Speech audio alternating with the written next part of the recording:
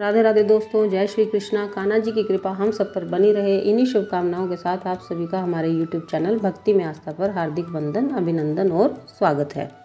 दोस्तों, आज की इस वीडियो में हम आपको शुक्र प्रदोष व्रत की कथा सुनाएंगे। हर मास शुक्ल व कृष्ण पक्ष की त्रयोदशी को प्रदोष व्रत रखा जाता है। जब प्रदोष व्रत शुक्रवार के दिन पड़ता है तो उसे शुक्र प्रदोष व्रत या भुगुवारा प्रदोष व्रत भी कहा जाता है। हिंदू धर्म में प्रदोष व्रत को बेहद शुभ और सभी मनोकामनाओं को देने वाला माना गया है।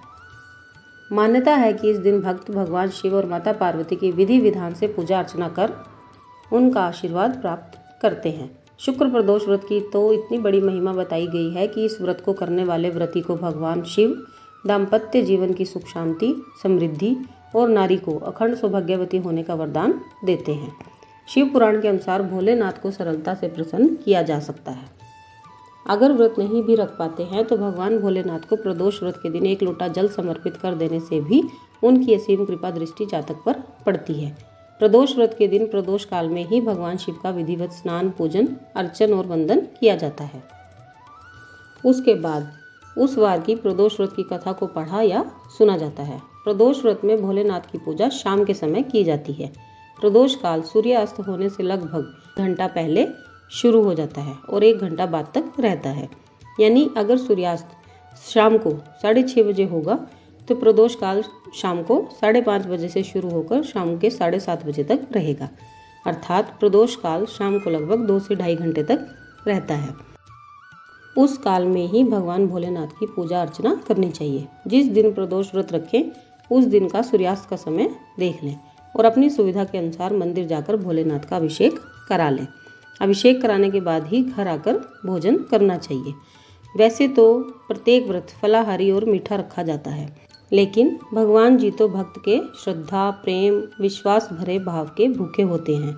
इसलिए जिसके यहाँ जैसे भी व्रत रखा जाता है, अर्थात घर के बड़े बूढ़े जैसे भी रखते आए हैं वैसे व्रत रखकर भगवान की उपासना करेंगे तो भी प्रभु की असीम कृपा मिलेगी।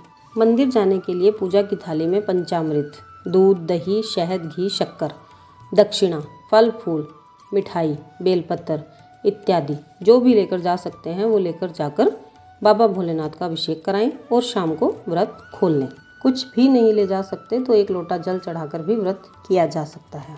जैसा कि मैंने पहले भी कहा है दोस्तों कि भगवान जी सिर्फ भाव के भूखे हैं, वो देने वाले हैं ना कि लेने वाले। बस व्रत करने वाले का मन सच्चा और पवित्र होना चाहिए। चलिए शुक्र प्रदोष व्रत की कथा सुनाना शुरू करती हूँ। पौराणिक कथा के अनुसार एक नगर में 3 मित्र रहते थे। एक राजकुमार, दूसरा ब्राह्मण कुमार और तीसरा धनिक पुत्र। राजकुमार और ब्राह्मण कुमार विवाहित थे। धनिक पुत्र का भी विवाह हो गया था, लेकिन गोना शेष था। एक दिन तीनों मित्र स्त्रियों के बारे में चर्चा कर रहे थे। ब्राह्मण कुमार ने स्त्रियों की प्रशंसा करते हुए कहा कि नारीहीन घर भूतों का डेरा होता है। धनिक पुत्र ने अपने मित्र के मुख से जब यह बात सुनी तो तुरंत ही अपनी पत्नी को लाने का निश्चय कर लिया। तब धनिक पुत्र के माता पिता ने समझाया कि अभी शुक्र देवता डूबे हुए हैं, ऐसे में बहू बेटियों को उनके घर से विदा करवा लाना शुभ नहीं माना जाता। लेकिन धनिक पुत्र ने माता पिता की एक नहीं सुनी और ससुराल पहुंच गया।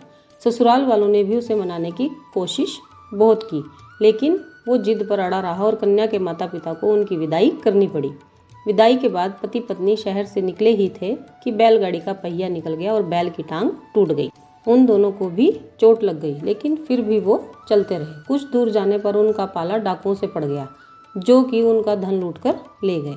दोनों घर पहुंचे, वहां धनिक पुत्र को सांप ने डस लिया। उसके पिता ने वैद्य को बुलाया तो वैद्य ने बताया कि वो 3 दिन में मर जाएगा। जब ब्राह्मण कुमार को यह खबर मिली तो वो धनिक पुत्र के घर पहुंचा और उसके माता पिता को शुक्र प्रदोष व्रत करने की सलाह दी और कहा कि इसे पत्नी सहित वापस ससुराल भेज दें। धनिक ने ब्राह्मण कुमार की बात मानी और ससुराल पहुंच गया, जहां उसकी हालत ठीक होती चली गई। यानी शुक्र प्रदोष व्रत के महात्म्य से सभी घोर कष्ट उसके दूर हो गए।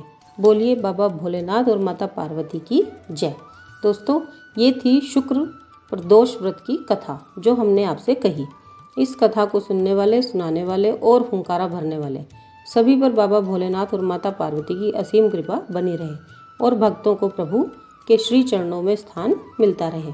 आज की इस वीडियो में बस इतना ही। कल मिलते हैं एक और नई वीडियो के साथ। तब तक के लिए स्वस्थ रहिए, मस्त रहिए और अपने परिवार की कोरोना वायरस के प्रकोप से रक्षा करते रहिए। दोस्तों, अगर अभी तक आपने हमारे चैनल को सब्सक्राइब नहीं किया है तो प्लीज़ सब्सक्राइब कर लीजिएगा।